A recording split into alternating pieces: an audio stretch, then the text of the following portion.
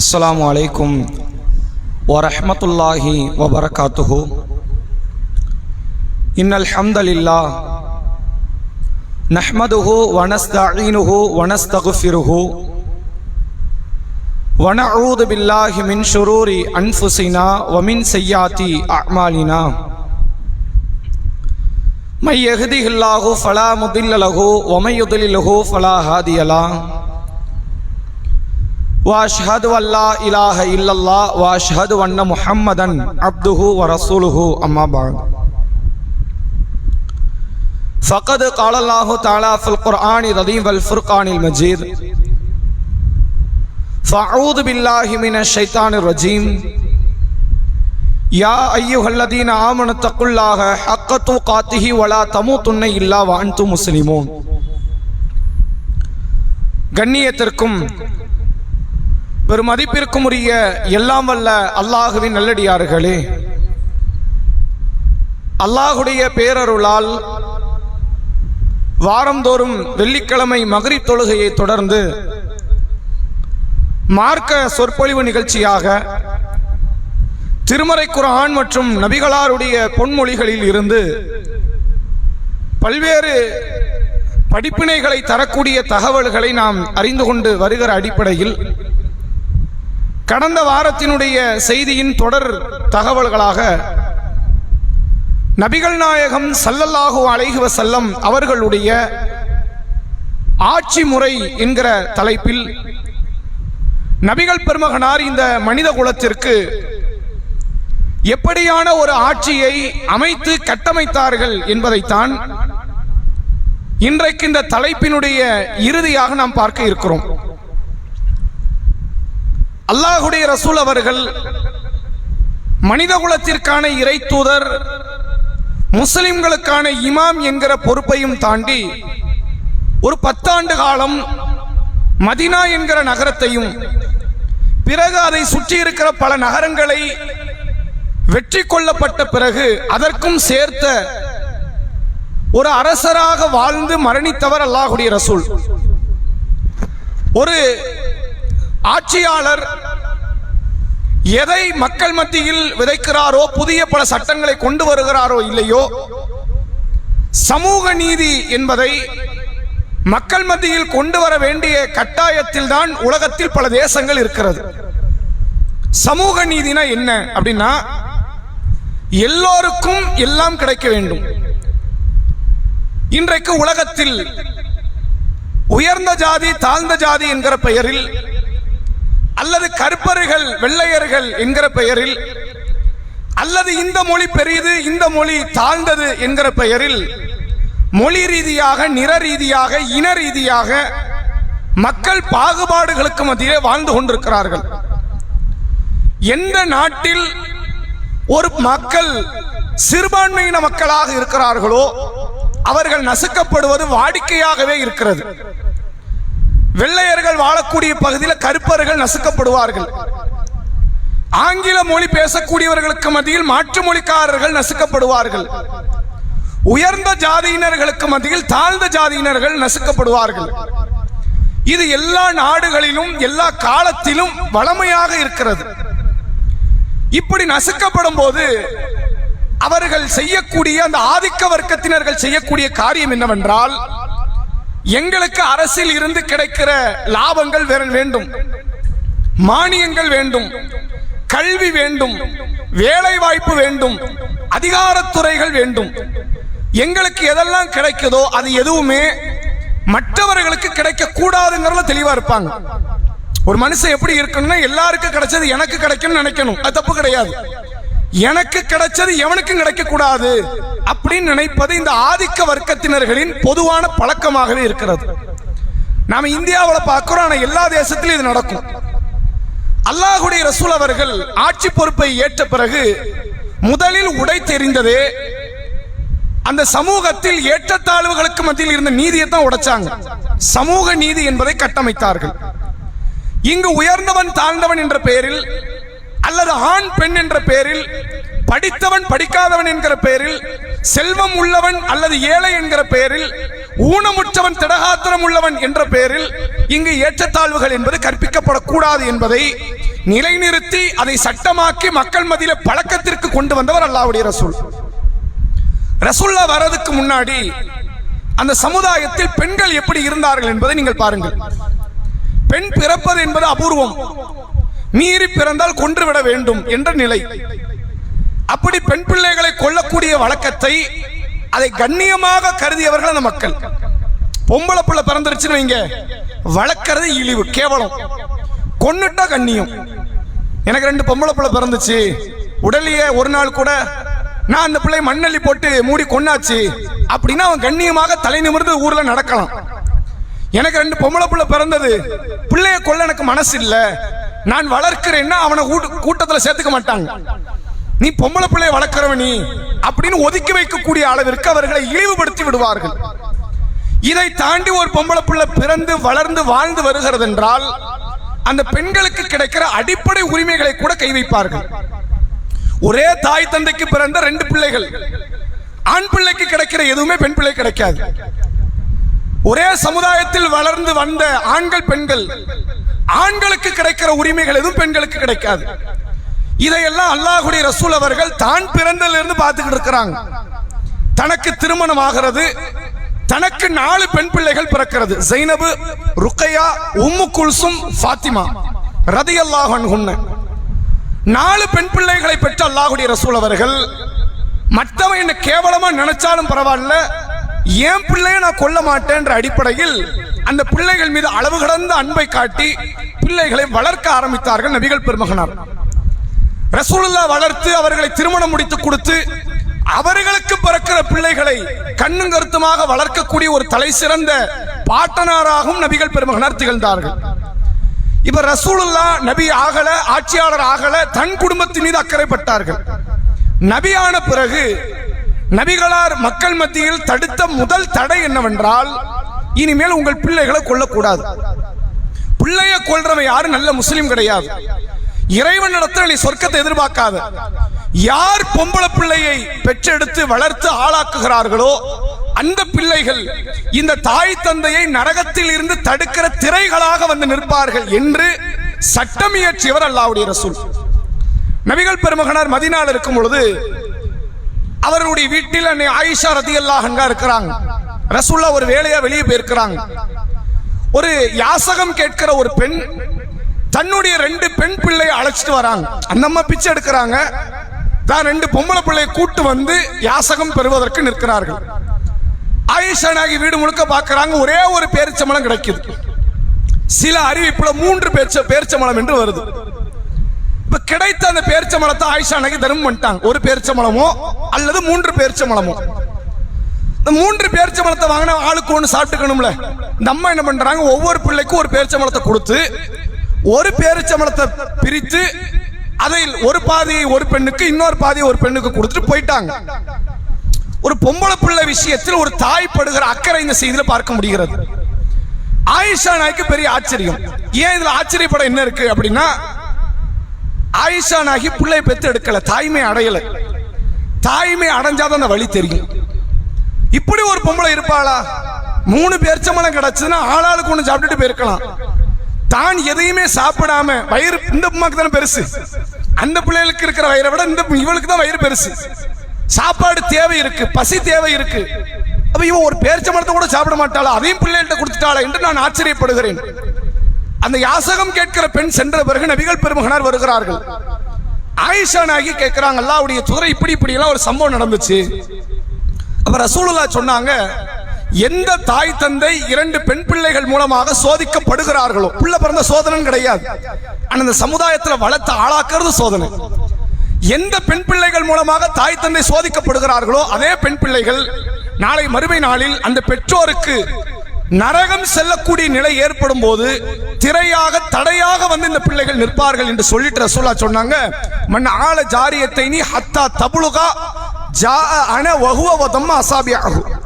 யாருக்கு 2 பெண் பிள்ளைகள் பிறந்து அவர்களை பருவயதை அடைகிறவரை கல்வியை ஒழுக்கத்தை போதித்து வளர்த்து ஆளாக்கி அவர்களை திருமணம் முடித்து வைக்கிறார்களோ அந்த பெற்றோரும் நானும் சொர்க்கத்தில் இப்படி இருப்போம், கியாமத் நாளில் நாங்கள் ஒன்றாக வருவோம் அப்படின்னு அல்லாஹ்வுடைய ரசூல் அவர்கள் தன்னுடைய 2 விரலை நடுவிரலை ஆட்காட்டி விரலை இணைத்து சொன்ன செய்தியை நம்மால் பார்க்க முடிகிறது.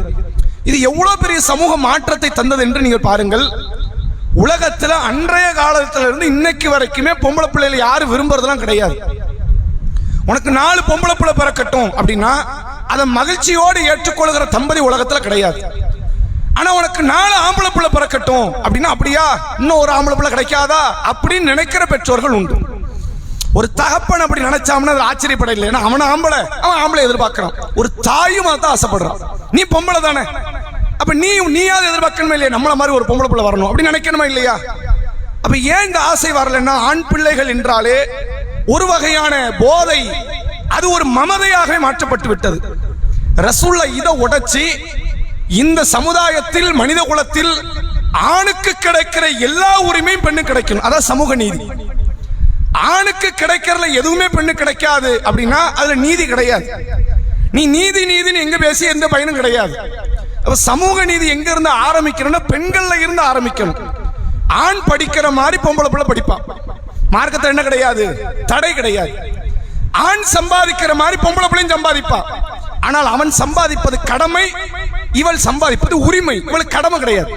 நீ கண்டிப்பா சம்பாதிக்கணும், உன்னை யாரும் அழுத்தம் கொடுக்க மாட்டாங்க. உன் தகப்பன் சொல்ல முடியாது, உன் உடன் பிறந்தவன் சொல்ல முடியாது, உன் கணவன் சொல்ல முடியாது, உன் மகனும் சொல்ல முடியாது.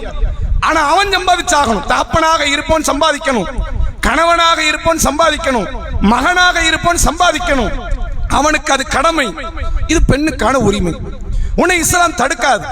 நீ விரும்பினால் சம்பாதித்துக் கொள்ளலாம், சொத்து சேர்த்துக் கொள்ளலாம், நீ உடமையாக வைத்துக் கொள்ளலாம், உன்கிட்ட இருந்து யாரும் அதை பறிக்க முடியாது என்று பெண்ணுக்கான பொருளாதார உரிமையை உறுதிப்படுத்தியவர் ரசூலுல்லாஹ். ரசூலுல்லாஹ் வரதுக்கு முன்னாடி பெண்களுக்கு எந்த உரிமையும் கிடையாது. நகை உரிமை கிடையாது, உடை உரிமை கிடையாது, உணவு உரிமை கிடையாது. மாதவிலக்கு பெண்களாக இருந்தால் வீட்டை விட்டு வெளியே அனுப்பிடுவாங்க. ரசூலுல்லாஹ் இதையெல்லாம் மாத்துறாங்க. நபிகள் பெருமகனார் மாதவிலக்காக இருக்கிற தன் மனைவியினுடைய மடியில் தலை வைத்து படுத்து திருமறை குர்ஆனை ஓதிக்கொண்டிருப்பார்கள். ஓதப்படுகிற சொல் இருக்குத உலகத்தில் தலை சிறந்த சொல். ஓதுகிற நபர் இருக்கிறாரு உலகத்தில் தலை சிறந்த நபர். ஆனா எங்க இருந்து ஓதுனாரு?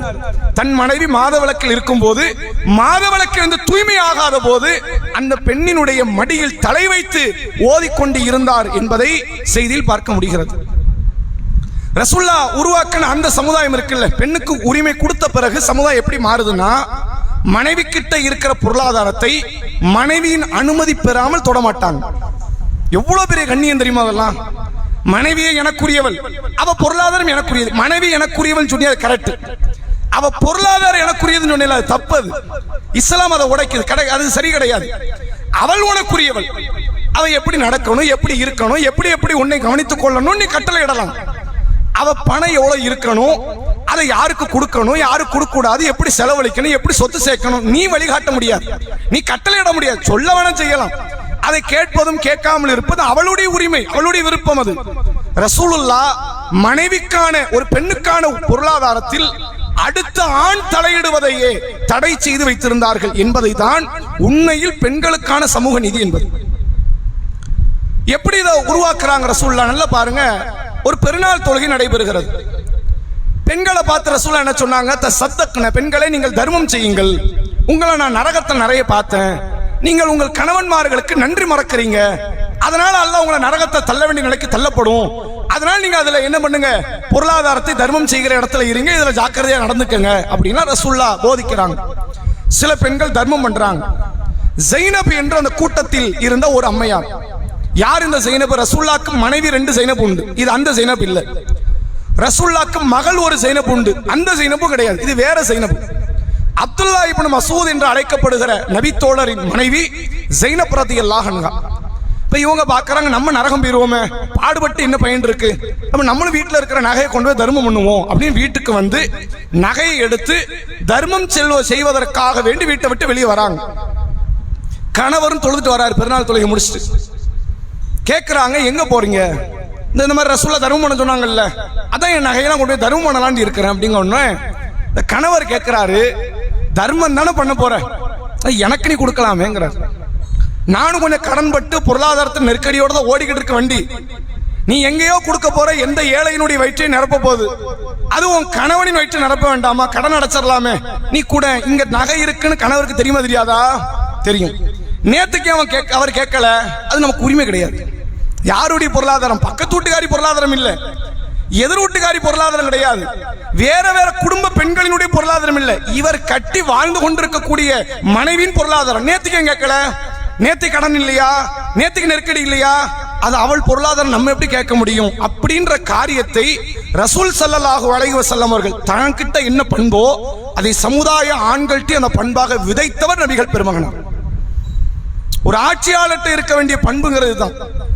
இப்போ வந்து என்னன்னா, நிறைய பேர் வெளியே பேசுறது என்னன்னா, ஒரு பெண் வந்து தன்னுடைய நகையோடு கற்போடு வெளியே சுதந்திரமாக அலைஞ்சிட்டு வரணும், அதான் சுதந்திரம் அப்படிம்பாங்க. அப்படி போயிட்டாங்கன்னு வைங்க, அது தலை சிறந்த சுதந்திரம். இப்போ நேற்று வந்து நாட்டினுடைய உள்துறை அமைச்சர் சொல்றார், மேற்கு வங்கத்தில் எங்க ஆட்சி நாங்க பிடிச்சிருவோம், மே 5ல இருந்து பாருங்க ஒரு பொம்பளை ஸ்கூட்டி எடுத்து நைட்டு 12 மணிக்கு வெளியே போவா, நாங்க அப்படி உருவாக்கிறோம் நாட்டை அப்படின்னு நேற்றுக்கு பேசியிருக்கிறார். அப்படிலாம் உருவாக்க மாட்டான், இவன் ஆட்சி பண்ற மாநிலத்தில் உருவாக்கின பாடு இல்லை. சரி, அது ஒரு பக்கம் இருந்தாலும் இதுல நீங்க கவனிக்க வேண்டியது, வெளியே நகையோட சுதந்திரமா போறது பேர் சுதந்திரம் கிடையாது.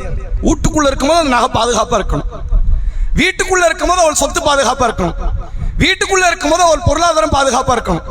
என்ன நெருக்கடி வந்தாலும் சரி, அவளாக தராத வரை நான் நெருக்கடி கொடுத்து அதை ஒரு சிம்பத்தியான கிரியேட் பண்ணுவாங்க.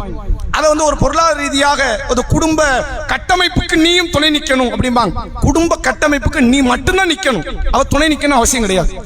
அவளாக விரும்பி கொடுக்கலாம், அவளாக விரும்பி துணை நிக்கலாம். இவ்வளவு பெரிய காரியத்தை விதைத்தவர் நபிகள் நாயகம் ஸல்லல்லாஹு அலைஹி வஸல்லம் அவர்கள்.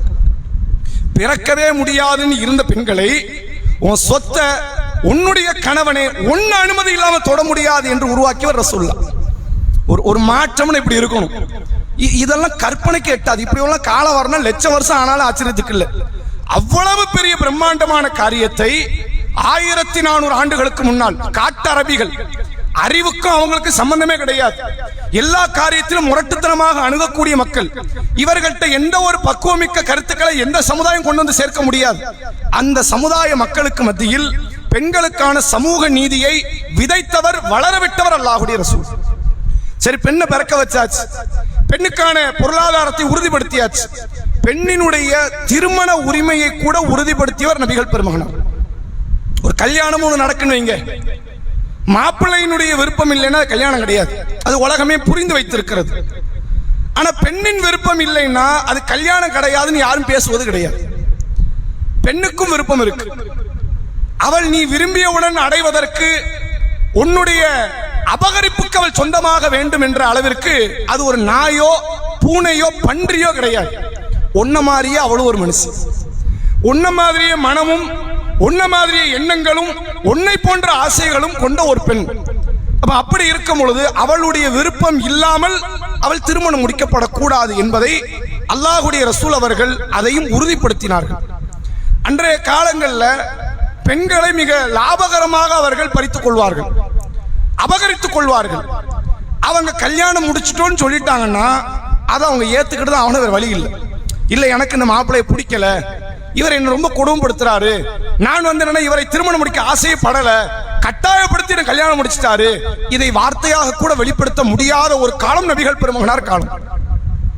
ஆனா ரசூலுல்லாஹ் எப்படி உருவாக்குறாங்க பாருங்க. ஒரு பெண் நபியை தேடி வராங்க, அல்லாஹ்வுடைய தூதரை, என்னை என்னுடைய தந்தை ஒருவருக்கு திருமணம் முடித்து வைத்து விட்டார், கல்யாணம் என்ன ஆயிடுச்சு, இந்த பேச்சுவார்த்தை பரிசம் போடுறது அப்படிலாம் இல்லை, கல்யாணம் முடிஞ்சிருச்சு.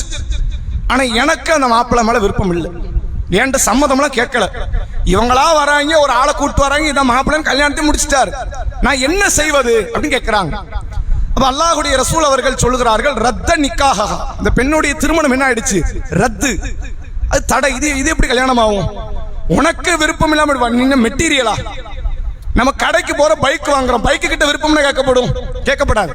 இந்த பைக் இந்த ஆள்கிட்ட போறியா, நீ போறியா, 50,000 வாங்குறாரு, எந்த பைக் தான் கேட்கிறோமா? மெட்டீரியலை கேட்க முடியாது, ஒரு நாய் பூனை கேட்க முடியாது, பறவை மீன் கேட்க முடியாது, ஆடு மாடு கேட்க முடியாது. இது மாதிரி நீ என்ன பொம்பளை ஆக்குற, அது எப்படி சரியா இருக்கும்? அவள்கிட்ட விருப்பம் கேட்கப்படணும். அவ விரும்பினால்தான் திருமணம், இல்ல எனக்கு விருப்பம் இல்லை, அவளை கட்ட முடியாது, நீ திருமணம் முடிக்க முடியாது. அப்படிங்கறது அல்லாஹ்வுடைய ரசூல் அவர்கள். இதையெல்லாம் நீ நல்லா யோசிச்சு பாருங்க. தமிழகத்துல இது 40 வருஷத்துக்கு முன்னாடி சாத்தியம் கிடையாது. நான் இந்தியால இப்பவுமே சாத்தியம் கிடையாது. இந்தியால மற்ற மாநிலம் இருக்குல்ல, இந்த ஊப்பியில, ஜார்க்கண்ட்ல, ஒரிசால அல்லது மேற்கு வங்கத்துல மத்த வேற எந்தெந்த மாநிலங்கள் இருக்குதோ அந்த மாநிலத்தில் இப்போ சாத்தியம் கிடையாது. தமிழ்நாட்டில் இப்ப சாத்தியம். இப்ப ஒரு பெண்ணை வந்துட்டா அப்படி அபகரிச்சு கூட்டு போயிட முடியாது தமிழ்நாட்டுக்குள்ள. இதே தமிழ்நாட்டில் 40 ஆண்டுக்கு முன்னாடி சாத்தியம் கிடையாது. ஆனா 1400 வருஷத்துக்கு முன்னால் நபிகள் நாயகம் ஸல்லல்லாஹு அலைஹி வஸல்லம் அவர்கள் ஒரு ஆண் யாரை திருமணம் முடிக்கணுங்கிறது அவனுடைய விருப்பத்தை தெரியப்படுத்த உரிமை இருப்பதை போன்று ஒரு பெண்ணுக்கு இருக்கு. வேணுங்கிறதே அவன் முடிவெடுப்பான், வேண்டாங்கிறதே அவன் முடிவெடுப்பான். ஏன் வேண்டான்னு சொன்னு கேட்க முடியாது.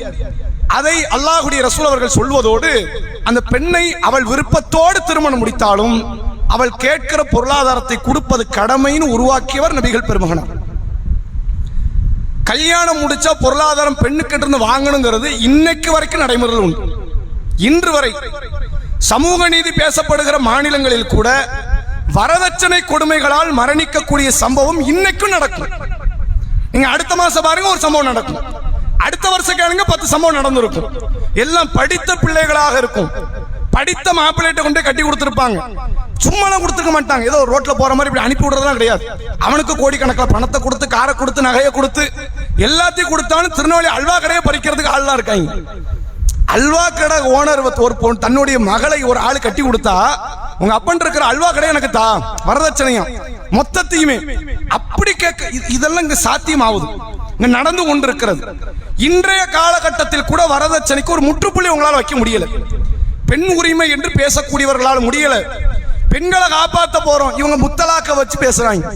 பெண்கள்லாம் ரொம்ப பரிதாபப்பட்டு செத்துக்கிட்டு இருக்கிறாங்க, முத்தலாக்க தடை பண்ணணும் அப்படின்னு மசோதா ஏற்ற தெரிந்த இவர்களுக்கு வரதட்சணையால பல பேர் சாகுறாங்களே, வரதட்சணை வாங்குறவனு தூக்கி ஜெயில போடணுமே, அந்த கொடுமைக்கு ஒரு முற்றுப்புள்ளி வைக்கணுமே, அதை ஆளக்கூடிய கட்சிகள் அதை பற்றி யோசித்தது கிடையாது. ஆனா 1400 ஆண்டுகளுக்கு முன்னால் எந்த பெண்ணாவது அங்க போய் கம்ப்ளைண்ட் கொடுத்தாங்களா? இப்படி எல்லாம் கொடுமை நடக்கும் ஏதாவது ஒரு சில செய்திகள் கேள்விப்பட முடியுமா? ஏன்னா எல்லா இடத்திலும் நடக்கும். அப்படியெல்லாம் ஒரு 10 இடத்தில் 2 இடம் பிரச்சனைனா அது செய்தி ஆகும். 10மே பிரச்சனை வைங்க, அது எப்படி செய்தியாக மாறும்? அது ஊர் கலாச்சாரமாகும். நபிகளார் காலத்தில் ஊர் கலாச்சாரமாக இருந்த நிகழ்வு பெண்ணுக்கிட்ட இருந்து பொருளாதாரத்தை பெறுவது, பெண்ணை திருமணம் முடித்ததனால பெண்ணுடைய மொத்த சொத்துக்களை அபகரிப்பது, இப்படியாக இருந்த நிகழ்வை மாற்றி திருமறை குர்ஆன் ஒரு கட்டளை இடுகிறது. சூரா நிசா என்ற 4வது அத்தியாயம் 4வது வசனம் அல்லாஹ் சொல்கிறான், ஆத்து நிசா சதுகாத்திஹின் நிஹ்லா, பெண்களுக்கு அவர்களுடைய மனக்குடையை கட்டாயமாக கொடுத்தாக வேண்டும் என்கிறான் அல்லாஹ். ரசூலுல்லாஹ்ட்ட எந்த கல்யாண சம்பவம் வந்தாலும் முதல்ல கேட்கறது என்னது? மகர் என்ன கொடுத்த? அதான் கேள்வி. மகரா இதை கொடுத்தேன், அதை கொடுத்தேன், கொடுத்துட்டியா? அப்புறம் தான் அடுத்த கேள்வி, அப்புறம் தான் பாரக்கல்லாஹு லக்க, அப்புறம் தான் மத்த விஷயத்தை பேசுவோம். மகர் இல்லைன்னா கல்யாணம் கிடையாது. இது பெண்ணுக்கான எந்தெந்த வகையில ஒரு பெண் பாதிக்கப்படுவாங்கிறத பார்த்து அதற்குரிய உரிமையை ஒரு ஆட்சியாளராக இருந்து நிறைவேற்றி தந்தவர் நபிகள் பெருமகனார். ஒரு பெண் விவாகரத்து செய்யறான்னு வைங்க, பெண் வேண்டான்னு சொல்லி விவாகரத்து பண்ண அது பேர் ஹுலா. மாப்பிள எனக்கு இந்த பொம்பளை வேண்டாம், புள்ள வேண்டாம் அப்படின்னு விவாகரத்து பண்ண அது பேர் தலாக். ரெண்டுமே விவாகரத்து தான். பெண் செய்யும் போது ஒரு பேரு, ஆண் அந்த விவாகரத்து செய்யும் போது ஒரு பேர். இப்போ ஒரு பெண் எனக்கு இந்த மாப்பிள்ளை வேண்டாம் என்று சொல்லிவிட்டால் அந்த மனமுறிவை அவள் தேர்வு செய்கிறாள். கொடுத்த மகரை திருப்பி கொடுப்பது போதுமானது, வேற எதையும் கொடுக்க வேண்டியதில்லை. அவர் அன்பளிப்புன்னு கொடுத்திருப்பார், அதெல்லாம் கொடுக்கணும் அவசியம் இல்லை. நீயா விரும்பி கொடுக்கணும் கொடுத்துட்டு போ, அதை அவன் கேட்க உரிமை கிடையாது. மகர்னு ஒண்ணு கொடுத்தானா தட்சணை, எது அதான் ஒரிஜினல் வரதட்சணை. மாப்பிள்ளை கொடுக்கறது பேர் தான் இது வரதட்சணை. அவன் தட்சணையை ஒண்ணு கொடுத்தானா அதை கொடுத்துட்டு நீ கிளம்பி போய்கிட்டே இருக்கலாம். இப்ப இதே காரியத்தை ரசூல் ஆணுக்கு சொல்லி இருக்கணும்ல, மாப்பிள்ளைக்கு என்ன சொல்லி இருக்கணும்? இப்ப நீ அந்த பிள்ளை வேண்டான்ட்ட, நீ என்னது அவ உனக்கு என்னத்தை கொடுத்தாலும் திருப்பி கொடுத்துட்டு போ அப்படி சொல்லல. ரசூலுல்லாஹ் சொல்றாங்க, நீ கொடுத்துதான் உன் மனைவி அனுப்பணுங்கிறாங்க. ஜீவனாம்சம். ஜீவனாம்சம்னா என்ன அப்படின்னா, அவனுடைய பொருளாதார தகுதிக்கு ஏற்றவாறு ஒரு பல்கான ஒரு அமௌண்ட்டை கொடுக்கணும். ஒரு பேமெண்ட் தான், 10 பேமெண்ட்லாம் கிடையாது, ஒரே பேமெண்ட். நான் கோடீஸ்வரனாக இருக்கிறேன், என் மனைவி வேண்டாம் என்று நான் தலாக் எடுக்கிறேன்னா என் பொருளாதார வலிமைக்கு ஏற்ற ஒரு பெரிய பொருளாதாரத்தை என் மனைவிக்கு ஜீவனாம்சமாக கொடுத்து நான் விவாகரத்தை, திருமண மனமுறிவை நான் ஏற்படுத்திக் கொள்ள வேண்டும். இன்னைக்கு உலகத்திலையும் ஜீவனாம்சம் உண்டு. எப்படி ஜீவனாம்சம் இருக்குன்னு கேட்டா, இந்த ஒரு பேமெண்ட்லாம் கிடையாது, மாதம் ஒரு பேமெண்ட். இப்ப உதாரணத்துக்கு ஒருத்தர் 1 லட்சம் ரூபாய் சம்பாதிக்கிறான்னு வைங்க, அவன் மனைவி வேண்டான்னு முடிவு எடுத்துட்டான், விவாகரத்தும் கொடுத்துட்டான். கோர்ட்ல இருந்து என்ன சொல்லுவாங்கன்னா, ஜீவனாம்சம் கொடு. இவன் 1 லட்சம் சம்பாதிக்கிறானா, அரசு சொல்லும் 1 லட்சம் சம்பாதிக்கிறப்ப மாசம் 10,000 கொடு. 10,000 கொடுக்க முடியாது, எனக்கு நிறைய கடன் இருக்கு. அரசா வந்து பாத்துக்கிட்டு இருக்கவன் கடனை கோர்ட்ல உள்ளவங்கள பாத்துக்கிட்டு இருக்கிறாங்க. இவன் சொல்லுவான் கடன் இருக்குமா, நான் 80,000 ரூபாய் 85,000 வட்டியும் கடன் கட்டிக்கிட்டு இருக்கேன், அவ்வளவுலாம் கொடுக்க முடியாது. அப்ப 15,000 இருக்கப்போ ஒரு 5,000 கொடு. 5,000 கொடுக்க முடியாது, நான் என் குடும்பத்தை பார்க்க வேண்டாமா, எனக்கு தேவையில்லையா? அப்ப எவ்வளவு தான்பா கொடுப்பேன்? ஒரு 50 ரூபா கொடுப்பேன். இது உண்மையிலே இப்படிதான் கொடுப்பான். உண்மையிலேயே 50 ரூபா 100 ரூபா 500 ரூபா. இவன்ட்ட 500 ரூபா வாங்குறதுக்காண்டி அவன் மாசம் வந்து 500 ரூபா வாங்கிட்டு போகணும். வாடகை விட 4,000 ரூபாய் கொடுப்பாங்க. வீட்டை கொடுக்கறவனே 4,000 ரூபாய் 5,000 ரூபாய்க்கு வாடகை வீடு கொடுப்பாங்க. ஒரு பொம்பளை வாழ்க்கையை கொடுத்துருக்கிறா, இவன் வேண்டான்னு இவன் முடிவு எடுக்கிறான். இப்ப இந்த ஜீவனாம்சம் வரணுங்கிறதுக்காண்டி 500 ரூபாய்க்காண்டி 1000 ரூபாய்க்காண்டி இவ போய் நிக்கணும் மாதம். சரி, எப்போ வரைக்கும் இந்த ஜீவனாம்சம் கிடைக்கும்? இவ அடுத்த கல்யாணம் பண்ணிட்டான ஜீவனாம்சம் கட்டாயிரும். இப்ப இந்த 1000 ரூபாய்க்காண்டி அடுத்த கல்யாணம் முடிக்க கூடாது. ஏன்னா 1000 ரூபாய் எவ்வளவு பெரிய பொருளாதாரம் அது. அந்த பொருளாதாரத்தை என்னெல்லாம் செய்யலாம்? இவன் 1000 ரூபாய் கொடுக்கணுமேங்கிறதுக்காண்டி மாதம் இவனை தேடி வரணும். கல்யாணம் முடிக்க கூடாது. கல்யாணம் முடிச்சுட்டா அந்த ஜீவனாம்சம் கிடைக்காது. ரசூலுல்லாஹ் என்ன பார்க்கறாங்க? இதெல்லாம் ஜீவனாம்சமா? ஒரு பெண் தன்னுடைய இளமையை கொடுத்துட்டா, தன்னுடைய உடம்ப கொடுத்துட்டா, தன்னுடைய ஆரோக்கியத்தை கொடுத்துட்டா, உனக்காண்டி பிள்ளையும் பெத்து எடுத்துட்டா, இவ்வளவு காரியத்தை செஞ்ச ஒரு பொம்பளைக்கு நீ எவ்வளவு கொடுக்கணும் தெரியுமா? உன் சொத்துல பெரும்பகுதியை கொடுக்கணும், தப்பே கிடையாது. அதனால் நீ அவ்வளவு பெரிய பொருளாதாரத்தை இப்படி கொடுக்கணும்னு சொன்னாதான் வார்த்தை பண்ண மாட்டான். 1 கோடி ரூபா வச்சிருக்கிறா, ஒரு 50 லட்சம் கூட அந்த பிள்ளைக்கு 50 லட்சம் கொடுக்கணுமா? நான் சம்பாதிக்க எவ்வளவு கஷ்டப்பட்டேன் தெரியுமா? அப்ப இவ கூட சேர்ந்து வாழு. அவன் யோசிப்பான், 50 லட்சத்தை விட இவ கூட வாழ்ந்துட்டு போயிடலான்ற முடிவுக்கு வந்துருவான். அல்லது 50 லட்சம் கொடுத்தாலும் பரவாயில்ல, இவளால எனக்கு பெரிய பிரச்சனை இருக்கு அப்படின்னா அந்த பெண்ணினுடைய வாழ்க்கை இங்க பாதுகாக்கப்படும் பொருளாதாரம் கொடுப்பதன் மூலமாக. ரசூலுல்லாஹ் என்ன பார்க்கறாங்க? ஒரு பெரிய பொருளாதாரத்தை கொடு. அல்லாஹ் குர்ஆன்ல சொல்றான், ஹக்கன் அலல் முத்தகீன், இறையச்சவாதிகளுக்கு இது கடமை, கண்டிப்பா கொடுத்தாகணும். ஜக்காத்தை எப்படி பிடுங்கி ஏழைகளுக்கு கொடுக்கப்படுமோ அப்படி ஆண்கள்ட்ட இருந்து ஜீவனாம்சம் பிடுங்கி பெண்களுக்கு கொடுக்கப்படும். ஒரே பேமெண்ட், கதை முடிஞ்சிருச்சு. அவளுடைய வாழ்க்கையை தேர்வு செய்து கொள்வாள், நீ உனக்கான மணப்பெண்ணை தேர்வு செய்து கொள். எந்தெந்த வகைகளில் எல்லாம் ஒரு பெண் நசுக்கப்படுவாளோ எல்லாவற்றையுமே மாற்றி அமைத்தவர் அல்லாஹ்வுடைய ரசூல். சரி, இதை தாண்டி ஒரு ஆண் ஒரு பெண்ணை திருமணம் முடிச்சு வாழ்ந்துகிட்டு இருக்கிறான். அந்த பெண் மௌத்தாயிட்டான். இவன் யாரு? மாப்பிளை மௌத்தான பொம்பளை விதவை மாறி, பொம்பளை மௌத்தான மாப்பிளை விதவை தான். என்ன இவன் மட்டும் புதுசா இப்பதான் முதல் கல்யாணத்தை பார்க்க போறானா? கிடையாது. இவனும் கல்யாணம் முடிச்சு 2 பிள்ளைகளை பெத்து 10 வருஷம் வாழ்ந்தாச்சு. ஆனா ஆணுன்னா அவனை விதவைங்கிற கண்ணோட்டத்தை இந்த சமுதாயம் பார்க்கறது கிடையாது. பெண்ணை எப்படி பார்க்கும்னா, இவ கல்யாணம் முடிச்சுட்டா, 10 வருஷம் வாழ்ந்துட்டா, 2 பிள்ளை பெத்துட்டா, வயது 30-35 வயசு ஆயிடுச்சு, அப்ப இவளுக்கெல்லாம் மறுமணம் கிடையாது அப்படிங்கிற ஒரு சிந்தனை. ரசூலுல்லாஹ் காலத்துல ஆண்கள் 40 திருமணம் கூட பண்ணுவாங்க. நபி வரதுக்கு முன்னாடி நபி தான் வந்து 4 கல்யாணத்தை கொடுத்தாங்கன்னு நினைப்பாங்க. நபி தான் 40 உடைச்சு 4 ஆக்குனாங்க. நபி வந்து ஒரு கல்யாணம் பண்ணவங்கள 4 ஆக்கல, 40 பண்ணவங்க 4 ஆக்குனாங்க. இப்படி பண்ணக்கூடாது, இப்படி பல மனைவிகள் வச்சுக்க கூடாது, அதிகபட்ச 4 மனைவி தான் இருக்கணும் அப்படிங்கிற காரியத்தை உண்டாக்கியவர் நபிகள் பெருமகனார். இப்ப பெண்ணை பொறுத்த வரைக்கும் அந்த பெண் கணவன் இறந்து விட்டாலோ, கணவன் விவாகரத்து செய்து விட்டாலோ, இவள் வாளாவட்டியாக வாழுகிறாள் என்றால் இவளுக்கு விபச்சாரத்தை விட்டால் வேறு வழி இல்லை என்ற சூழல் இருந்த காலம் நபிகள் பெருமகனார் காலம். லேசில் அப்படியான பெண்களை திருமணம் முடிக்க முடியாது. அப்படி முடிச்சாங்கன்னா அந்த நபரை ஒன்று அவர் பலமுறை அதாவது விதவை என்ற இடத்தை அடைந்து அப்படி வேணா கல்யாணம் முடிக்கலாம், அல்லது ஊனமுற்றவர் உடம்புல குறை அவர் கல்யாணம் முடிக்கலாம், அல்லது இவருக்கு பொண்ணே யாரும் கொடுக்கல, ஆள் அழகே கிடையாது, அப்படி கல்யாணம் முடிக்கலாம். அழகும் இருந்து குடும்ப அந்தஸ்தும் இருந்து பொருளாதாரம் இருந்து அப்படியான நபர்கள் யாரை முடிப்பது கிடையாது. விதவையான பெண்களை, மறுமணத்திற்காக தயாராக இருக்கிற பெண்களை முடிக்க மாட்டாங்க. நான் சொல்ல போனா மறுமணத்திற்கு தயாராக இருக்கிற பெண்களுக்கு அன்றைய காலகட்டத்தில் கல்யாணம் இலகுவாக நடக்காது. கல்யாணங்கிற பேச்சுக்கு இடம் இல்லை அப்படின்ற ஒரு சூழல் அது. யார் கல்யாணம் முடிச்சாலும் கன்னி பெண்ணை கல்யாணம் முடிக்கிற இடத்துல தான் அந்த மனநிலை கொண்ட மக்கள் அது. ரசூலுல்லாஹ் தான் முடித்த முதல் திருமணமே விதவையான பெண்ணை தான். ஹதீஜா ரலியல்லாஹு அன்ஹா அவங்க ஆல்ரெடி 2 கல்யாணம் முடிச்சவங்க. ஒரு கல்யாணம் முடிக்கிறாங்க, மாப்பிளை மௌத்து, அடுத்த கல்யாணம் முடிக்கிறாங்க, மாப்பிளை மௌத்து, 3வது கல்யாணம் நபிகள் பெருமகனார். சமுதாயத்தில் எல்லா காரியத்தையுமே ரசூலுல்லாஹ் நபி ஆவறதுக்கு முன்னாடி அந்த புரட்சி ஆரம்பிச்சிட்டாங்க. ஆனா தன்னளவுல இருந்த புரட்சியை சமூக அளவாக மாற்றியது தான் தூதுவராக மாறிய பிறகு. இப்ப ரசூலுல்லாஹ் எப்படி அமைக்கிறாங்க பாருங்க அந்த சமுதாயத்தை. அஸ்ஸாயி அலல் அர்மலா வல் மிஸ்கின், கணவனை இழந்த விதவை பெண்களுக்கும் ஏழைகளுக்கு எவன் போராடுகிறானோ பாடுபடுகிறானோ அவன் அல்லாஹ்வுடைய பாதையில் யுத்தம் செய்பவனை போன்று. ஜிஹாதுக்கு போற நன்மை அது. ஒரு விதவை பெண்ணுக்காக ஒருத்தன் பாடுபட்டா, அதே போன்று ஏழைகளுக்காக ஒருவன் பாடுபட்டால் அவன் யுத்தம் செய்வதை போன்று அல்லாஹ்வுடைய பாதையில். அல்லது பகல் முழுவதும் எல்லா நாளும் நோன்பு வைத்து இரவு முழுவதும் எல்லா நாளும் இரவு தொழுகை தொழுபவனை போன்று. அப்படின்னு என்ன அர்த்தம்? இந்த கூலி எல்லாம் பெற முடியாதுன்னு அர்த்தம். ஜிஹாது கூலி கிடைக்குமா? கிடைக்காது. எல்லா நாளும் நோன்பு வச்சு எல்லா நாளும் இரவும் தொழ முடியுமா? தொழ முடியாது. அந்த கூலி கிடைக்கும் ஒரு விதவை பெண்ணுக்காக வேண்டி அந்த பெண்ணுக்கு உதவி செய்யும் போது, அந்த பெண்ணுக்கான வாழ்க்கையை தேர்வு செய்து கொடுக்கும் போது கிடைக்கும் அப்படின்னு சட்டம் இயற்றியவர் அல்லாஹ்வுடைய ரசூல். நபிகளார் காலத்துல ஒரு பெண்ணுக்கு மறுமணம் எப்படி நடக்கும் தெரியுமா?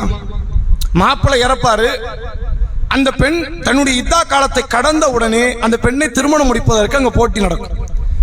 எப்படி கன்னி பெண்ணை கல்யாணம் முடிக்கிறதுக்கு போட்டி நடக்குமோ, விதவை பெண்ணையும் கல்யாணம் முடிக்கிறதுக்கு அங்க போட்டி நடக்கும். அப்படியான முறையில் நபிகள் பெருமகன் அந்த சமுதாயத்தை மாத்தினாங்க. நீங்க இறக்கும் போது வாழ்க்கை துணையோட தான் இறக்கணும். உங்க மாப்பிள்ளை மௌத்தாயிட்டார், மறுபடியும் கல்யாணம் முடி.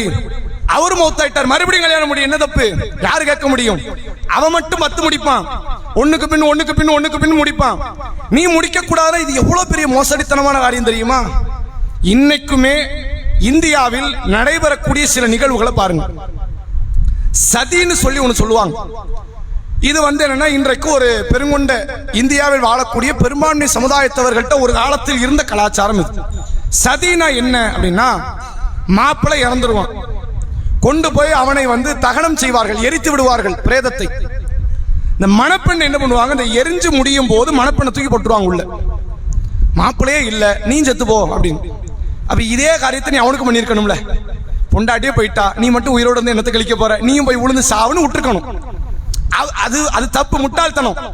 சரி, ஆம்பளைக்கும் பொம்பளைக்கும் ஒரே பார்வையில பாக்குறான் அப்படின்னு சொல்லலாம். ஆனா நிலைமை என்னன்னா, மாப்பிள்ளை தன்னுடைய மனைவியை இறந்துட்டா அவன் இன்னொரு கல்யாணம் முடிக்கலாம். ஒருவேளை மனைவி தன்னுடைய கணவனை இழந்து விட்டால், ஒன்று அவள் தீ குளித்து மௌத்தாகும், அல்லது தலையை மலிச்சிடணும். 19 வயது பெண்ணாக இருந்தாலும் சரி, 60 வயது கிழவியாக இருந்தாலும் சரி, தலையை முழுமையாக மலித்து எந்த விதமான வண்ணங்கள் இல்லாத, சாயமும் போகாத ஒரு மோசமான நிலையில் உள்ள புடவை துணியை கட்டி வீட்டில் யார் கண் முன்னாடி படக்கூடாது. ஏன்னா விளங்காது இல்ல, மாப்பிள்ளை மௌத்தாயிட்டாருன்னு எப்படி விளங்கும்?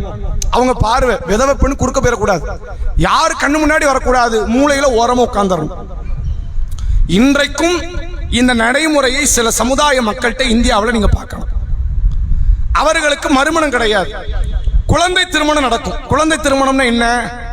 ஒருத்தருக்கு பொம்பளை பிள்ளை பிறந்திருக்கும், அவருக்கு தங்கச்சி பையன் இருப்பான், அல்லது அக்கா பையன் இருப்பான். அவனுக்கு பார்த்தா 5 வயசா இருக்கும். உன் பையனுக்கு என் பொண்ணு அப்படின்னு பேசிடுவாங்க. இப்படி பேசி வைக்கிறதுல ஒன்றும் பிரச்சனை இல்லை. நாளைக்கு பருவ வயது அடைஞ்சதுக்கு அப்புறம் 2 பேர்ட்டையும் சம்மதம் கேட்கணும். இப்படி நம்ம தாய் மாமா பொண்ணு எடுப்போம், மாமி பொண்ணு எடுப்போம், உனக்கு விருப்பம் தானா அப்படின்னு பையன்ட்டையும் பொண்ணுட்டையும் கேட்டு அவங்க அதுக்கு சம்மதம் தெரிவிச்சா கல்யாணத்தை முடிச்சு வைக்கலாம். அந்த நேரத்தில் இல்ல எனக்கு சம்மதம் கிடையாதுன்னு கல்யாணம் கிடையாது. இப்படி இது தப்பு கிடையாது. முன்னாடி நீங்க பேசி வச்சு பின்னாடி மீண்டும் விருப்பத்தை கேட்டு கல்யாணத்தை முடிச்சா மார்க்கத்தில் என்ன இல்ல, தவறு கிடையாது.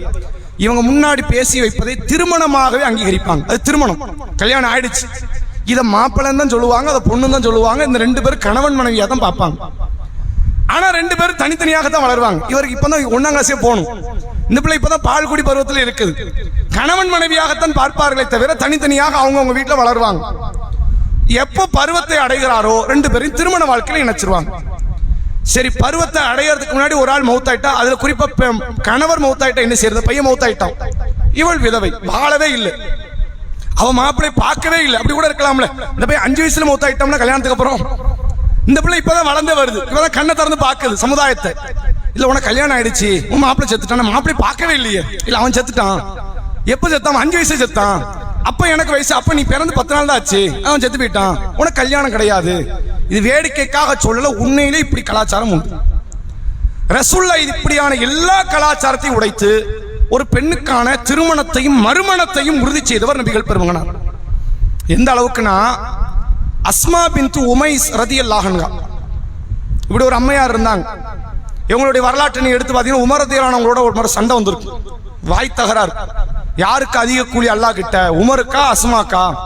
கடைசியா ரசூல் என்ன சொல்லுவாங்க? அஸ்மாக்கு தான் அதிக கூலி. இந்த ஹிஜ்ரத் சம்பந்தமாக வருகிற செய்தியில இந்த அஸ்மா ரதியல்லாஹு அன்ஹாவினுடைய கணவர் யாருன்னா ஜாஃபர் ரதியல்லாஹு அவர்கள். அலி ரதியல்லாஹு உண்டு இல்ல, அவங்க கூட பிறந்த காக்கா அண்ணன். இந்த ஜாஃபர் மௌத்தாகிறார். அடுத்த கணவர் யார் தெரியுமா? அபூபக்கர் ரதியல்லாஹு அவர்கள். இந்த அபூபக்கரோடு இவங்க திருமண வாழ்க்கையில் இருக்கும் போது இவங்களுக்கு ஒரு குழந்தை பிறக்குது. ஹஜ்ஜுக்கு போகிற வேளையில் குழந்தை பிறக்கிறது. பிறகு அபூபக்கர் மௌத்தாகிறார். ரசூலுல்லாஹ் மௌத்துக்கு அப்புறம் அபூபக்கர் மௌத்தாகிறாங்க. உமருக்கு மனைவி ஆகுறாங்க. உமர் மௌத்தாகிறார். உஸ்மானுக்கு மனைவி ஆகுறாங்க. உஸ்மானும் மௌத்தாகிறாங்க. அடுத்து அலிக்கு. இந்த அலியுடைய அண்ணன் தான் முதல் கணவர். இந்த அம்மாக்கு முதல் கணவர் ஜாஃபர், பிறகு அபூபக்கர், பிறகு உமர், பிறகு உஸ்மான், பிறகு அலி.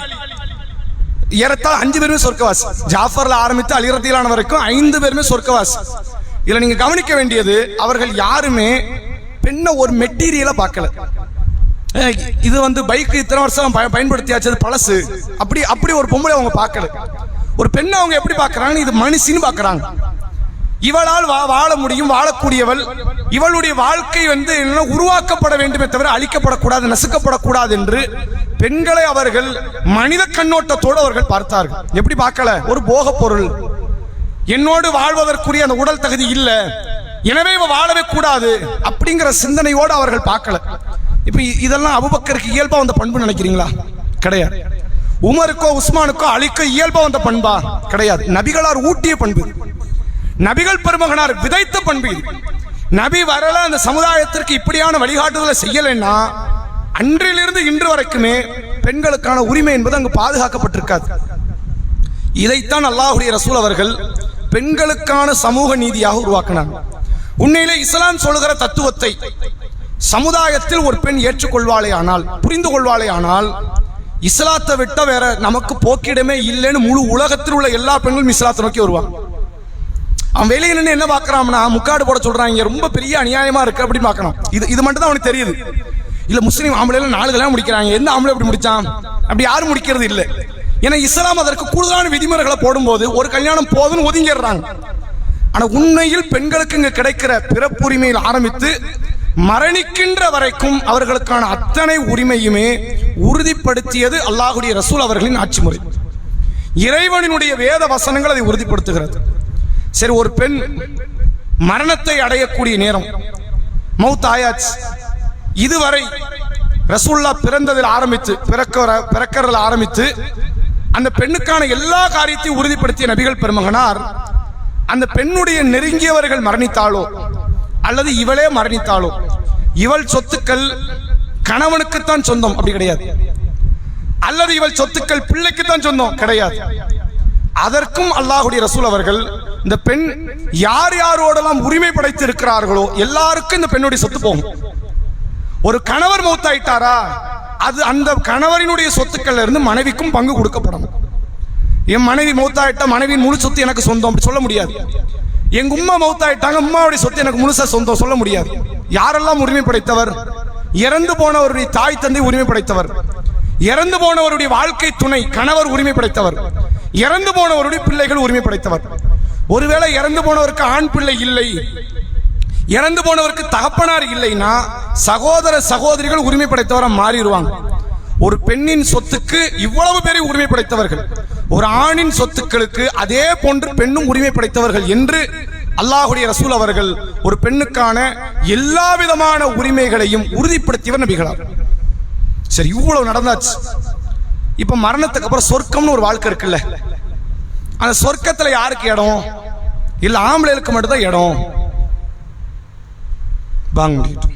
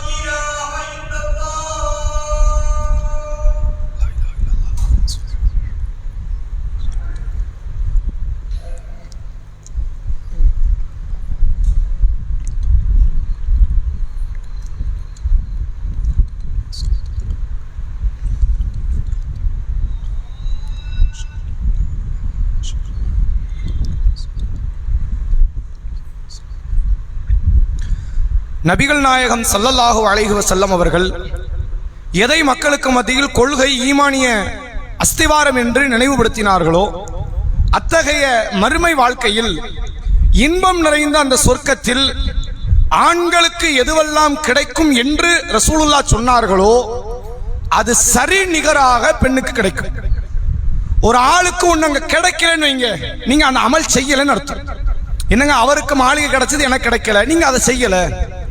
அவருக்கு அந்த வாய்ப்பு கிடைச்சது எனக்கு கிடைக்கல, நீங்க இந்த அமல் செய்யல, இந்த நோன்பு வைக்கல, இந்த மாதிரி ஹஜ் பண்ணல, இந்த மாதிரி நீங்க உம்ரா பண்ணல, ஏதோ ஒண்ணு பண்ணல, இது செய்யல, அதனால உங்களுக்கு சொர்க்கத்துல இது இல்லை.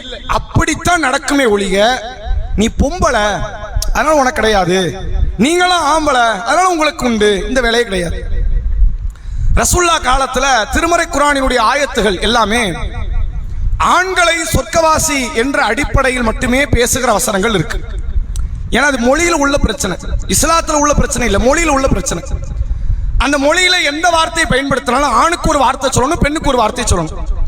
இப்ப இங்க இருக்கிற எல்லாரும் சொல்றோம், எல்லாரும் இப்போ இஷா ஜமாத்து தொழுதுட்டு போங்க அப்படின்னா எல்லாரும் தொழுங்கன்னா ஆணும் சொல்லணும் பெண்ணும் சொல்லணும்னு அர்த்தம். ஆண்களை பார்த்து ஒரு வார்த்தை, பெண்களை பார்த்து சொல்ற வார்த்தை தமிழ்ல கிடையாது, ஆனா அரபுல உண்டு.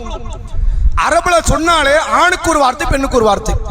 இப்ப குர்ஆன்ல அல்லாஹ் சொல்லும் போது சொர்க்கத்துல மாளிகை உண்டு, சொர்க்கத்துல பழங்கள் உண்டு, சொர்க்கத்துல இன்பம் நிறைந்த வாழ்க்கை உண்டுன்னு சொல்லும் போது ஆண்களை பார்த்தியே அல்லாஹ் பேசுறான். சஹாபி பெண்மணிகள் வந்துட்டாங்க, வந்து கேட்கறாங்க, அல்லாஹ்வுடைய தூதரே நாங்களும் தான் போராடுறோம், நாங்களும் பாடுபடுறோம், அப்ப எங்களுக்கு கிடைக்கணுமா இல்லையா? இப்ப அல்லாஹ் வந்தா சமம்ங்கிறத உறுதிப்படுத்துறதுக்கு எப்படி சொல்றான் பாருங்க, ஆணுக்கு பெண்ணுக்கு கொடுக்குறோம்னு சொல்லணும்ல. அல்லாஹ் வார்த்தையை சொல்றான் பாருங்க, இன்னல் முஸ்லிமீன வல் முஸ்லிமாத் வல் முஃமினீன வல் முஃமினாத் வல் கானிதீன வல் கானிதாத் வஸ்ஸாதிகீன வஸ்ஸாதிகாத் வஸ்ஸாபிரீன வஸ்ஸாபிராத் வல் காஷிஈன வல் காஷிஆத் வல் முத்தஸத்திகீன வல் முத்தஸத்திகாத் வஸ்ஸாயிமீன வஸ்ஸாயிமாத் வல் ஹாஃபிதீன ஃபுரூஜஹும் வல் ஹாஃபிலாத் வஸ்ஸாகிரீன அல்லாஹ கஸீரா வஸ்ஸாகிராத். அல்லாஹ் பட்டியல் போடுறான், முஸ்லிமான ஆண்கள் பெண்கள். முஸ்லிமா இருந்தா எனக்கு ஆம்பளையும் பொம்பளையும் ஒண்ணுதாங்கிறான். இறை நம்பிக்கை கொண்ட ஆண்கள் பெண்கள், இறை நம்பிக்கை கொண்டுட்டா எனக்கு ஆம்பளையும் பொம்பளையும் ஒண்ணுதான்.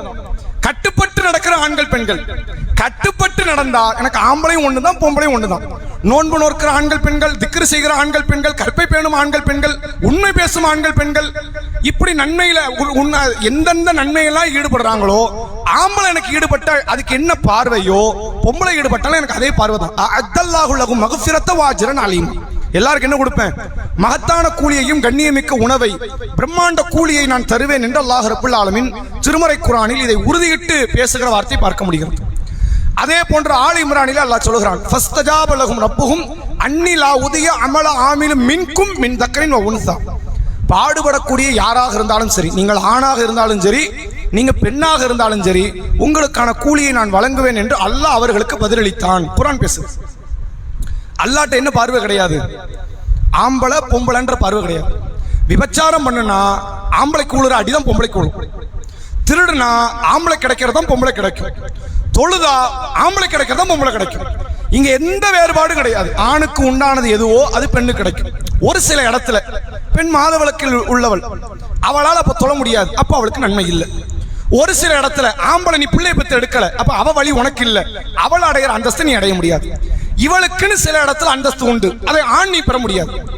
ஆணுக்குன்னு சில இடத்துல அந்தஸ்து உண்டு, அதை பெண் பெற முடியாது. ஆனால் அல்லாஹ்வின் பார்வையில் ஆணும் பெண்ணும் சமம் என்ற அடிப்படையில் பார்க்கப்படுவது மட்டும்தான் உண்மையான ஒரு சமூக நீதி. இத வெளி உலகத்துல யாரும் இப்படி பேச மாட்டாங்க. வெளி உலகத்தில் இப்படியான சமூக நீதியை குறித்து பாடம் நடத்த மாட்டாங்க. ஆனா பெண்ணுக்கான உரிமை கொடுக்கப்படல, மதங்கள்ல கொடுக்கப்படல, இஸ்லாத்திலும் கொடுக்கப்படல அப்படின்னு பேசிட்டு போயிருவாங்க. அல்லாஹ்வுடைய ரசூல் அவர்கள் பிறப்பில் ஆரம்பித்து ஒரு பெண் சொர்க்கத்தில் காலடி எடுத்து வைக்கின்ற வரை ஆண் பெண் என்ற வேறுபாடு அல்லாஹ்ட்டையும் கிடையாது, அல்லாஹ் அருளி இருக்கிற இறை வேத வசனங்களுக்கும் கிடையாது, அந்த வேத வசனங்களை போதித்து தந்த நபிகள் பெருமகனாருக்கும் கிடையாது. அந்த நபிகளார்கிட்ட பாடம் படித்த இஸ்லாமிய மக்கள்கிட்ட இருக்கக்கூடாது என்பதைத்தான் குர்ஆன் ஹதீஸ் நமக்கு உத்தரவாதம் எடுக்கிறது. அப்ப அதை புரிந்து நபிகள் பெருமகனார் ஒரு போற போக்கில் ஒரு ஆட்சி பண்ணுவோம், அரசரா இருப்போம் அப்படின்னு போகல. சமூக மாற்றத்தை உருவாக்கியவர். இதற்கு முன்னால் இருந்த சமூகத்துல ஒட்டுமொத்த சிஸ்டத்தை உடைச்சி அதை அழிச்சிட்டு புதிதாக ஒரு கட்டுமானத்தை உருவாக்கி இந்த சமூகத்தை ஒரு மாற்றத்தை நோக்கிய ஒரு காரியத்தில் கொண்டு வந்து நிறுத்தியவர் நபிகள் பெருமகனார் என்பதைத்தான் ரசூலுல்லாஹ்வினுடைய செயல் திட்டங்கள், அவருடைய ஆட்சி முறையில் இருந்து நம்மால் அறிந்து கொள்ள முடிகிறது.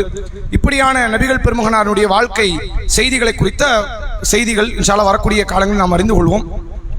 வருகிற வாரம் வெள்ளிக்கிழமையில் இருந்து அல்லாஹ் நாடினால் உலூமுல் ஷரியத் என்கிற தலைப்பில் ஒவ்வொரு மார்க்க சட்டங்களை நாம் அதை எதை கத்துக்கணும், எப்படி நாம் அந்த சட்டங்களை புரிந்து கொள்ளணும் அப்படிங்கிறத மிக நீண்ட ஒரு தலைப்பாக இறைவன் நாடினால் ஒரு 10 மாத கால தலைப்பாக உலூமுல் ஷரியத் என்பதை ஒழுவில் ஆரம்பித்து குளிப்பு கடமை, தொழுகை, இன்ன பிற ஒவ்வொரு மார்க்க சட்டத்திட்டங்களை குறித்த செய்திகளை வரக்கூடிய வாரத்தில் நாம் அறிந்து கொள்வோம். நாளைய தினம் சூரா அல் அஅராஃப் 7வது அத்தியாயம் 20வது வசனம் முதல் 60வது வசனம் வரை. சுப்ஹானக்கல்லாஹும்ம பிஹம்திக அஷ்ஹது அல்லா இலாஹா இல்லா அன்த அஸ்தக்ஃபிருக வ அத்தூபு இலைக்.